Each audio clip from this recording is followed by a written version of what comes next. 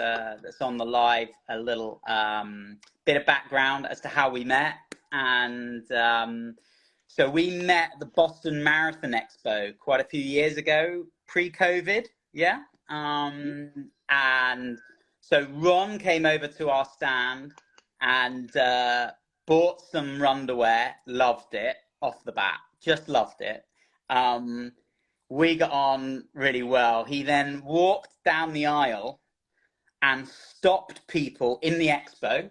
I mean, this is literally 15 minutes after we'd met, and was selling it as he was walking further and further away from our stand. You've got to go back over there. You've got to buy this runderwear, blah, blah, blah.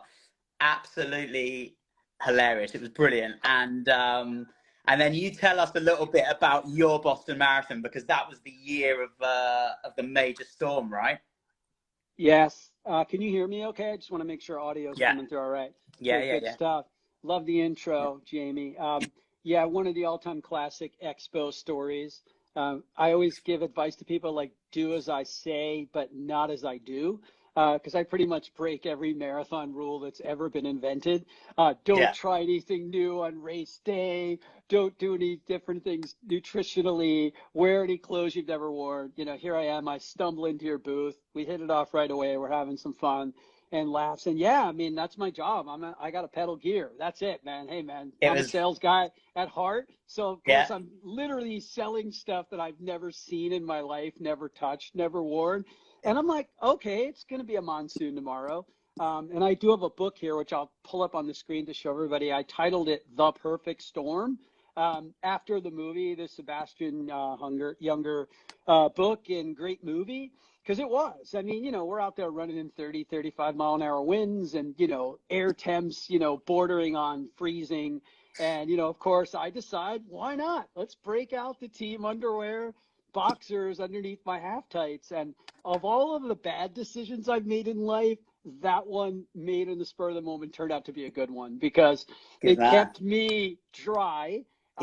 At least in that part of the male anatomy, warm, shade-free, safe. The rest of me did not hold up as well in said conditions. Ended up in the med tent with hypothermia, but not because of my team underwear gear, of course. Well, there was quite a lot of people that ended up in the med tent that year, right? I mean, it was a savage run. I think not many elites finished. It was a wild Boston Marathon that year. But let's go a little bit into your background now and what you've done. Oh yeah, look at that. Yeah, look at that. You can see the conditions, man. You're in zombie land for sure. But that's right on Boylston, right near the finish. And, you know, I'm not sure I knew where I was at that point. But I knew we were going to go party, and it was time to go drink some beers at Cheers and, you know, do the best part of why we do this shit, man, which is celebrate after the fact, right? Absolutely, absolutely. And so now you've got your own podcast as well, RunChats. I think that is the hat that you've got there, the RunChat. Yeah, and you're up to what, 90, nearly 100 episodes? Is it 99 now you've done or something? Bang on, Jamie. 99 published. I do have a couple of other episodes recorded, but I kind of, you know, 100 is a pretty historic number in things when we do them. And I have a few special friends who I kind of tried to hold that episode for, but I'm running out of time.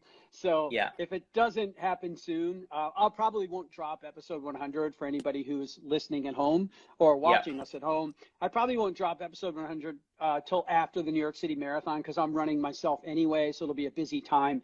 Maybe drop it a week after. But soon, episode 100 will come out, and good stuff, and definitely going to have you on, as we've talked about, because we will have some fun. Not only talking about your own personal running, which is pretty awesome, but, you know, Runderwear, the formation of the company, where it all came from, the origin story. I think people will enjoy that listen for sure. That'd be great. No, that'd be good. But today is more about you and about your bit of background, because you're kind of a bit of an inspiration for me. I mean, how old are you now, Ron, if you don't mind saying? I'm 61. I'll be 62 January 29th. So just a couple of months away from 62, baby. Yeah, 62, and you are still rapid, really fast, an inspiration for, I think, for anyone, just to, you know, get round and you're, you know, how many marathons have you done now? Is it over 60? 66. New York will be 67. In a very short time, we'll be cracking on number 67. Very, very good. And is that, so is the aim 100 or what's the, we haven't actually talked about this, but is it? We haven't, but no doubt 100 is there. It's Yeah. it's a long ways, clearly. Yeah. So we'll see. I know you're trying to convince me to jump on that plane and do Valencia with you, which Yeah. would crack me to 68. Yeah. And next year, I'm going to keep messaging. I do have some thoughts about, in 2019, I was fortunate enough to be able to actually run all 6 Abbott majors in that same year, which was the adventure of a lifetime. I see some questions rolling in. Yeah. What age was your first? I was in my 32, 33 for at Dumb Witness. 32 to 33 was my first one. And for a little other background, I was a college baseball player, so I wasn't a runner. Came to running in my mid-30s because I was bored. I didn't want to become a softball drinking, beer gut guy who was just partying too much. I wanted to find something that would challenge me physically the way team sport did, and being part of a team sport, and found running. So it's been a beautiful thing. That's amazing. And I saw one other come in, which I would like to know. Do you know roughly how many miles you've run in your life? Oh, I love that question. That's a fabulous one. I think Camille Herron just circled the planet a few times. I don't know. It's nowhere near that because I've had some pretty big gaps in there, Jamie. Yeah. Started in my mid-30s, was super competitive. That's like my 240 marathon years where I was running 6 flat marathons or 605-ish range. Okay. My mid-30s, had a kid. He's amazing. Now he's fully grown.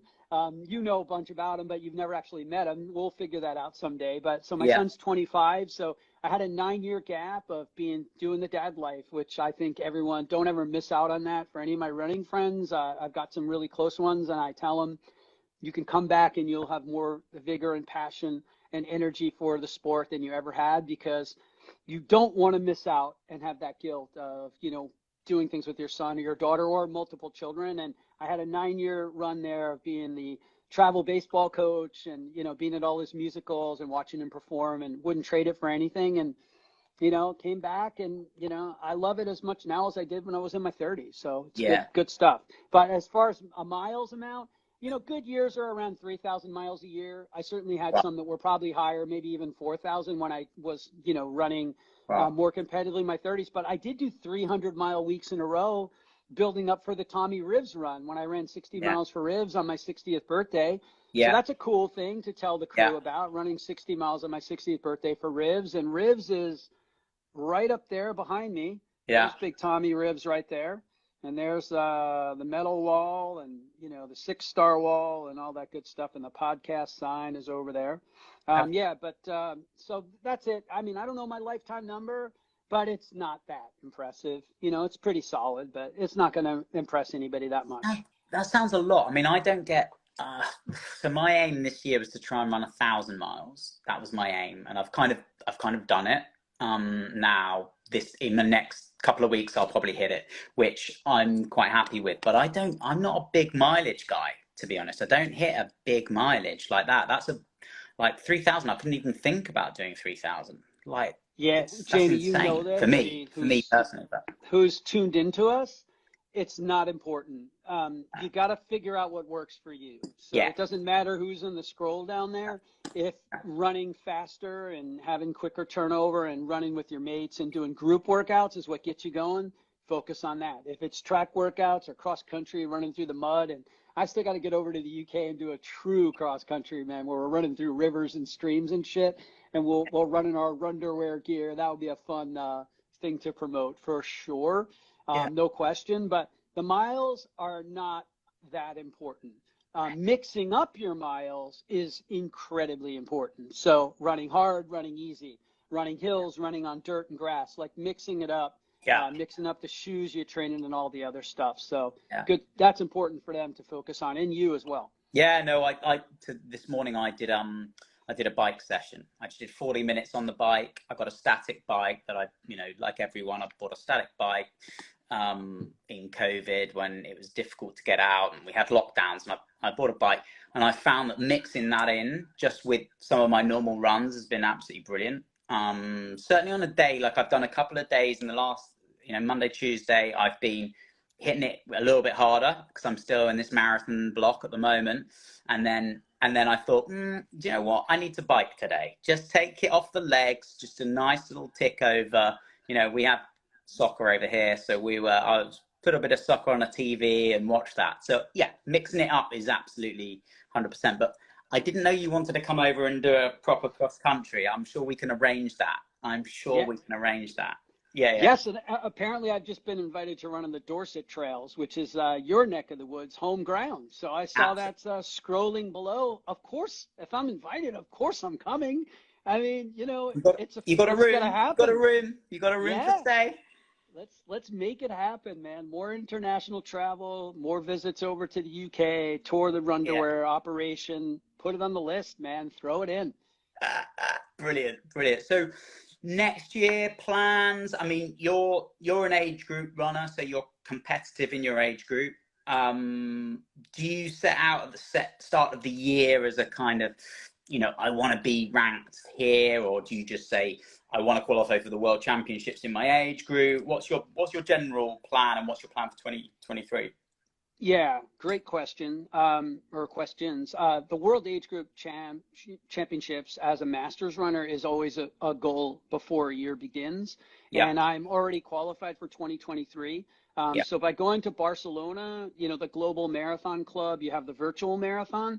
If you can tie those two events together, like people who are running New York City this weekend, you can sign up for the Global Marathon virtual, but also you're running the New York course as it is. So if in your age group you happen to perform well in New York, as opposed to just going out and running this in Dorset or in, the Upper West Side of New York City in Central Park, you got people on the course, you got aid stations, you got crowds, other runners to work with. So that's how I chose to do it, with Barcelona last year. So I'm in for 2023 World Champs, which are in Chicago this year. A little bummed they're not back in London, because we know it's more fun to be hanging in London for us to party and do the good stuff. But it's good for the people on your side of the pond to come over and run Chicago. It's an amazing course, great logistics. But that is always a huge motivator for me.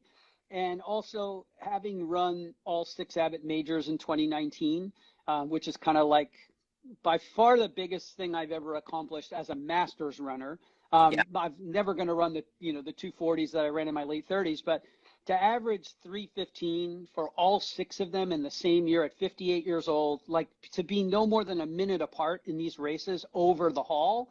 The slowest was 3:17:02, and the fastest was 3:13:55, I think, in Boston. So they were that tight. And, you have 3 races in 48 days on the front end and 3 in 35 on the back end. And then, you're flying all around the world doing all these races. And, I'm 58, dude. I ain't a kid anymore. I have celiac, which you got to find out all about in Berlin together. I was just about to mention this. So to the people that were watching. So I was trying to get hold of you, couldn't get hold of you because we were going to meet up, have a bit of pasta the day before. Couldn't get hold of Ron, didn't know where he was. Anyway, resurfaced literally within minutes of me leaving near his hotel. And you'd got a sort of a gluten, I wouldn't call it, is it a poisoning? I don't know. I mean, like, yes. Poisoning is a good word. Celiac disease, if you have anything with wheat, barley, or rye, which is gluten, you will be wildly sick, throwing up, or whatever, but it will be awful, really bad. Well, I saw, because I'd not seen you look like that. You looked awful. And this is the day before Berlin Marathon. I'm thinking, how's he going to run this? How's he going to run this marathon? You're just like, you are Mr. Positive. You're just like, yes, all right, brother, I'll do it. Da, da, da, da, da.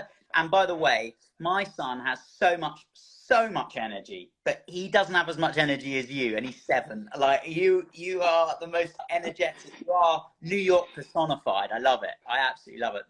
But you showed me that day what you were made of, because you ran the next day, and I was like, man, this guy has it. Like you just you got it. You got it. My brother, I appreciate those kind words. And I got to say, you're a good friend because you almost got stuck with your flight.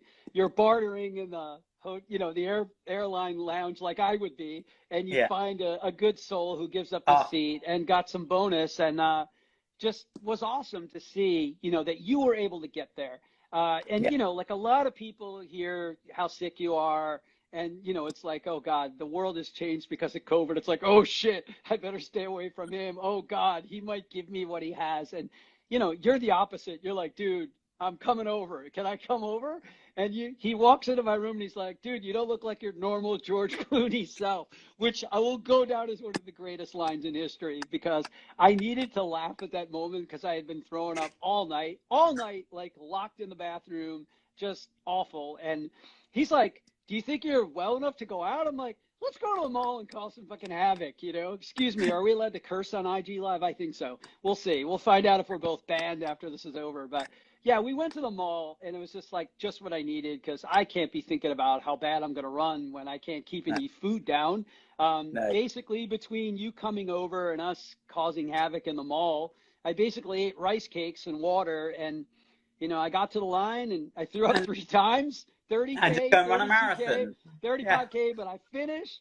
The motto of the podcast, dude, can you see the sign? Stay in the fight. It's backwards here, but, that would not be living the credo of the show if I punched out, threw up 3 times, but felt better after that. And if you see my finish line pictures, it's like I came back to life, man. You can't kill me that easily. I saw those photos and I was thinking, that is not the same guy 24, 26 hours before. Like, I was like, geez, this guy is like looking like he's on his deathbed. So you can't, bounce back ability. So I'm going to ask a question. So I've got a question as well.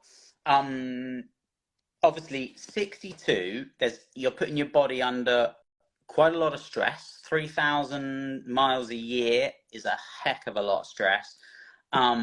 You've got all this energy. One thing that strikes me is just nutrition, which we haven't ever really talked about other than what beer we're going to drink next when we're talking, if I'm honest. So, but on a serious note, like, nutrition, is there any little bits of wisdom that you can say, right, these are the things that I will always stick to on a weekly, that helps you, anything like that? Is there anything that you can sort of share? Yeah, I mean, for me, I have to eat a gluten-free diet or I'll be awfully sick. And even, when traveling, as we know, our routines are broken. So if you're coming to New York to hang with me and run New York City, or I'm going over by you, immediately our routines change, right? So anybody who's listening who is a vegan or, maybe has celiac or other ailments, all their autoimmune diseases, they have to deal with these challenges and they're not easy. So I just advise people like, hey man, pack your basic snacks that you could use as your filler, things that you can eat. If you can ever get a room that has kitchen or cooking, whether it's an Airbnb or whatever, that also gives you another option that's there. But you also know that the idea that I would miss the opportunity to go out and have fun, like, I mean, that's where I get my energy from, man. Like meeting you and the crew in the booth, it's like, hey man, and we have mutual friends, from Print to Run, our boy, I worked his booth, man. I did the same thing, man. I was tracking people down. You need this, man. What are you doing? Where are your race photos? Send them in. Let's go. It's a beautiful thing, man. And my energy just comes from a pure love of the sport, and still being active. And starting the podcast was a way to give back and tell stories and share stories. And people would automatically think that I'm only going to reach out to the extroverted person. No, I mean, we all know there are a lot of runners who join the sport because they'd rather kind of be off to the side. They want to just go do their miles on the trail, on the grass, on the dirt. And if you talk to them and you break down some of those barriers, they loosen up. And then they're like, hey, Jamie's a good dude. I actually like hanging with him, but not right away, not straight out of the box. And I think the most absolute fun I've had is getting a really introverted, really shy person by nature to come on my show and share some major life obstacle that they've overcome, some hardship they've come through, and how running helped them make their way through that hardship and then push on and become just a better person, man, a happier, better person. Yeah, absolutely. No, I love that. And I think that's, I mean, especially for our audience, it'd be great for them to probably hopefully some of them are already listening to your podcast, but it'd be great if they also tune in, because there is some absolutely great episodes on there. So yeah, no, brilliant. And you've made friends with some elite runners as well, like not just people from the amateur side. It's a real breadth of like you say, you're passionate about the sport and that comes across, but your friendship group is across the sport as well. I mean, you've got race directors right down to those introverted people that you try and bring out of their shell, which I think is great. You got any of these kind of episodes that really stick in your mind, that if there's like the first episode that you would love people to go and listen, which one would it be?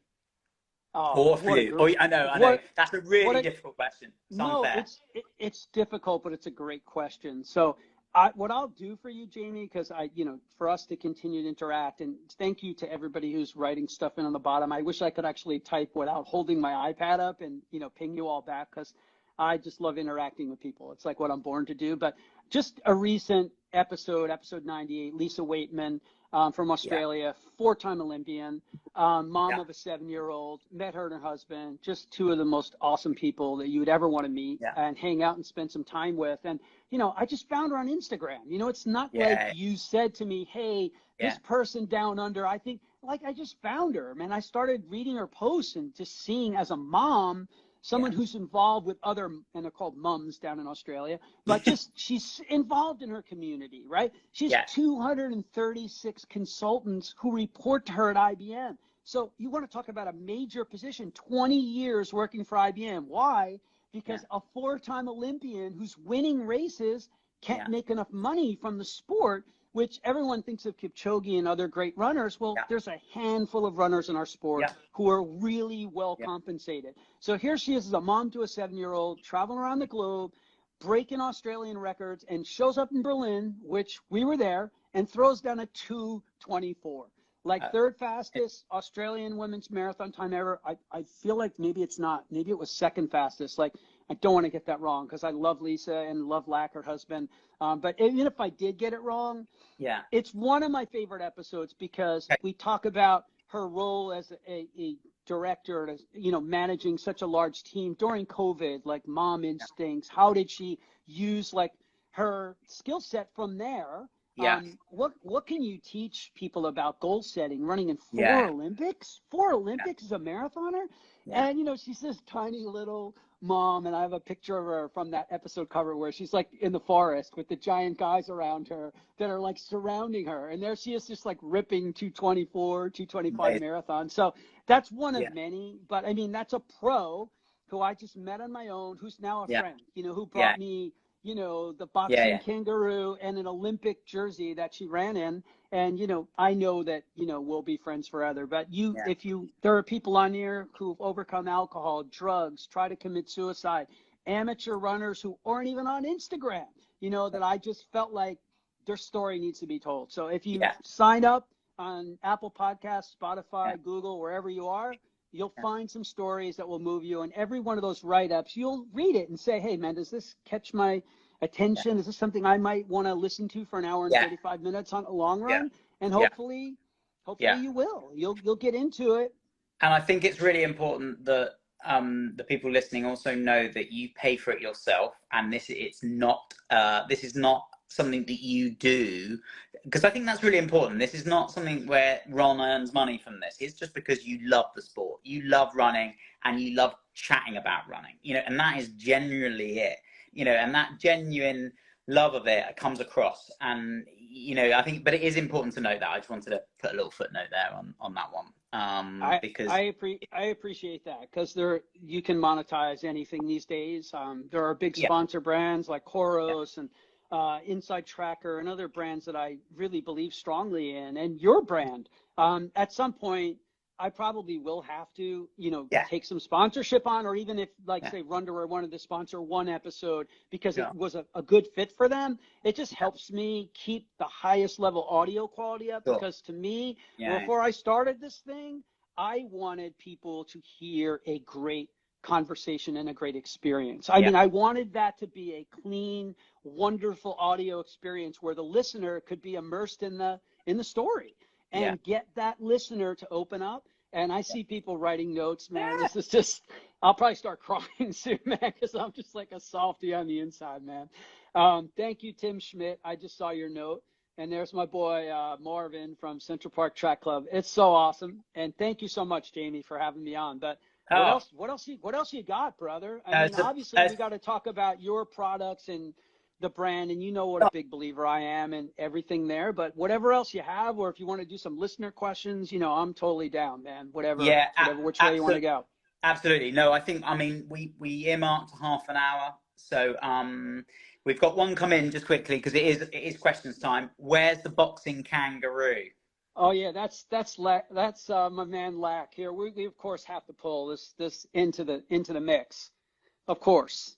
There you go. We had to go over and get our props, man. We got to have our props. So the best family from down under, absolutely. Hopefully he heard the plug I just gave for Lisa's episode. I hope so. Ping me down in the comments if you did, Lack. Let us know. I had another one. Ron, what's your morning routine? What time do you get up? Blah, blah, blah. Yeah. No one would believe what time I get up. You see this? Hang on, we're going to show this beautiful dog over here for a second. Which way do we go? This way, right? Look at this mush ball over here. Well, it's too dark to really see her. Hang on a sec. Here, come into the light, beautiful. Yeah, there she is right there with the paw. This girl will try to get me up to go for walks at like 7:30, 8 o'clock, and I'm just like, I don't think so.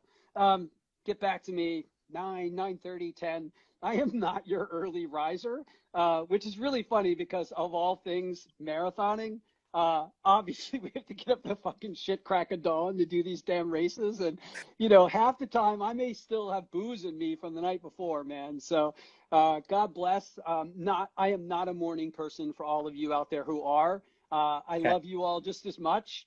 I am much more of an afternoon or evening runner, so I can kind of let the day come to me. And just, I try to juggle my work and my podcast things during the day and push running to midday in the afternoon.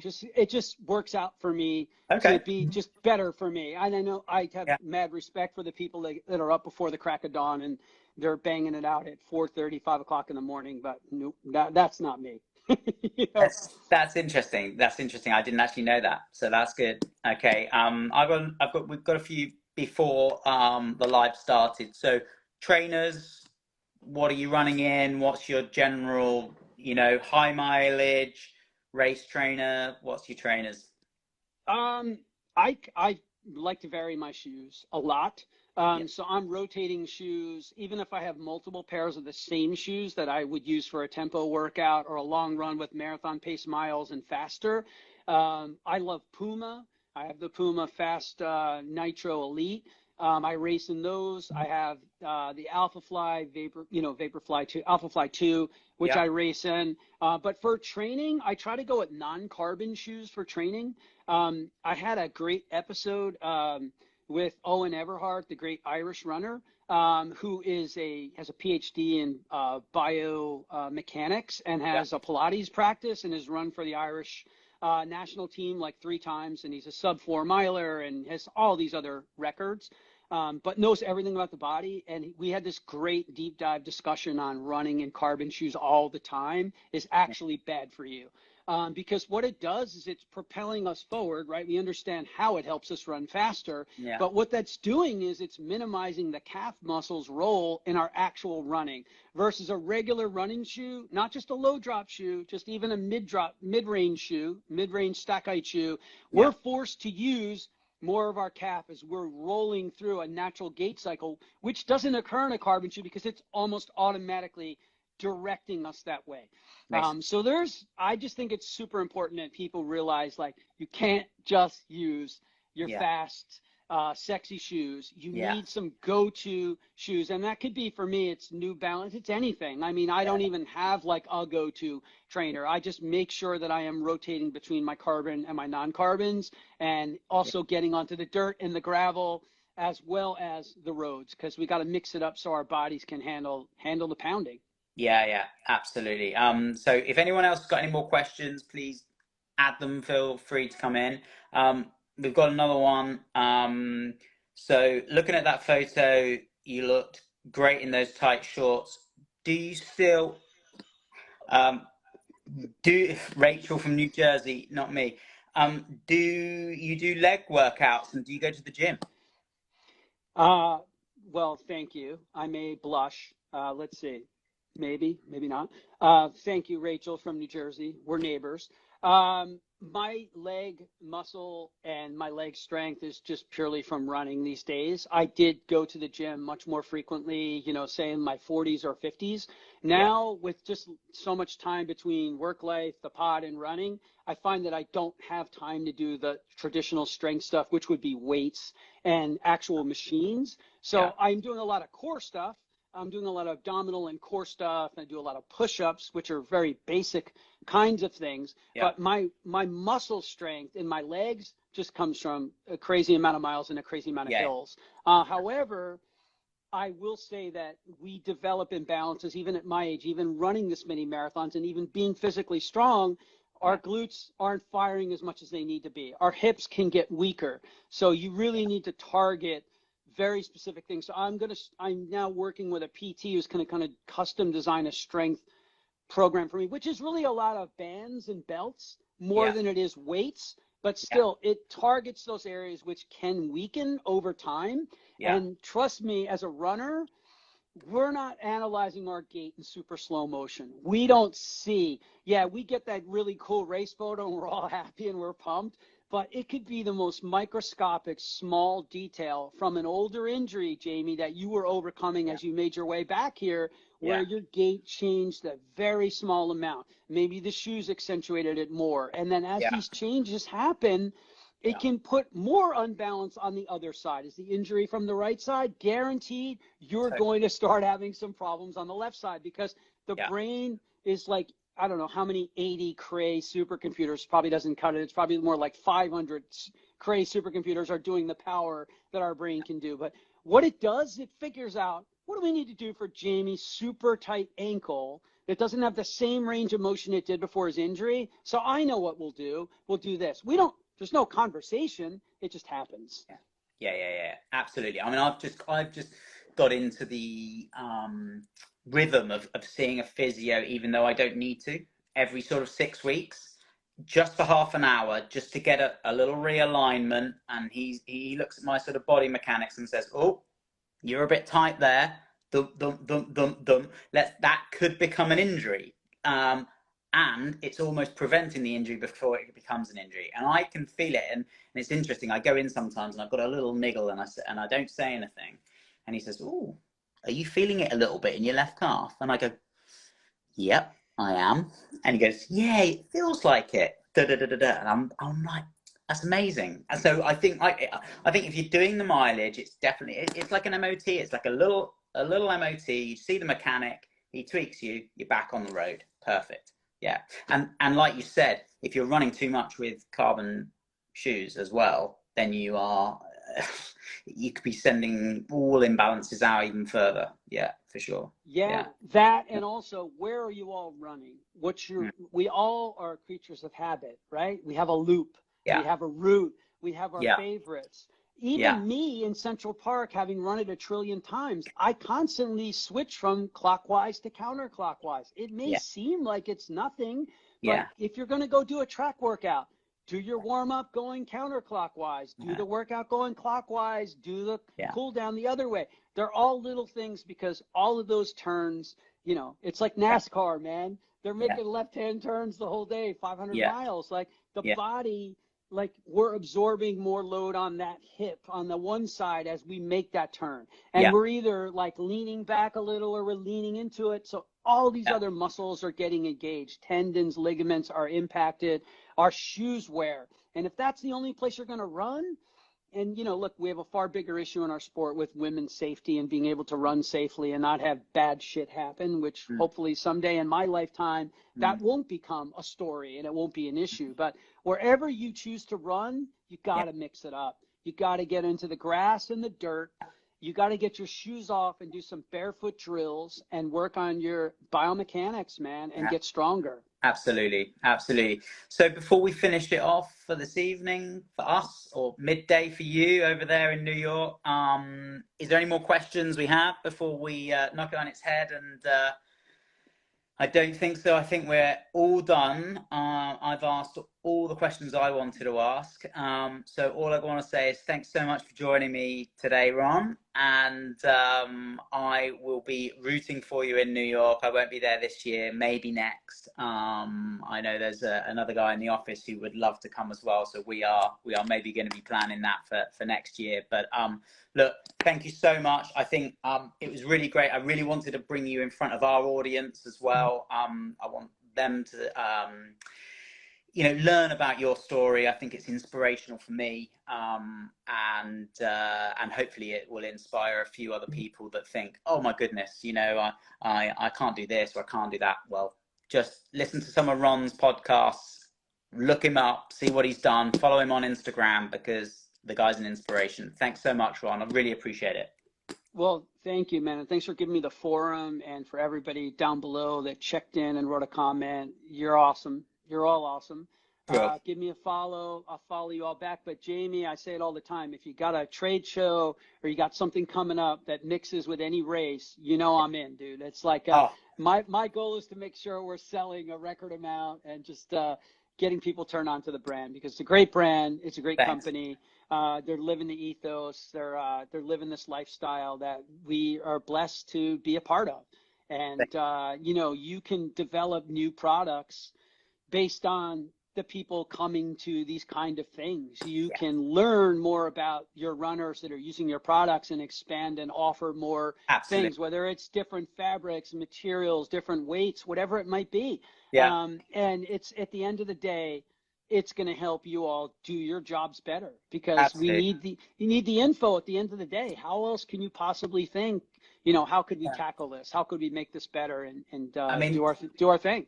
That is it. I mean, that is the ethos of the brand. It's the genesis of the brand. It's how it started in the first place, getting chafing from running marathons and needing to solve that problem. And we've just gone on listening to fellow runners just like us and saying, what do we need to fix? And blisters. And we came up with an anti-blister sock. We've got anti-chafe underwear. So yeah, that's exactly right. And we're always listening. So this is a great forum, but anytime on Instagram or email, through our website, anyone can ask us, this is a bit of a problem, and if we can help, we certainly will. And if that gives us an inspiration for a product, we'd love it.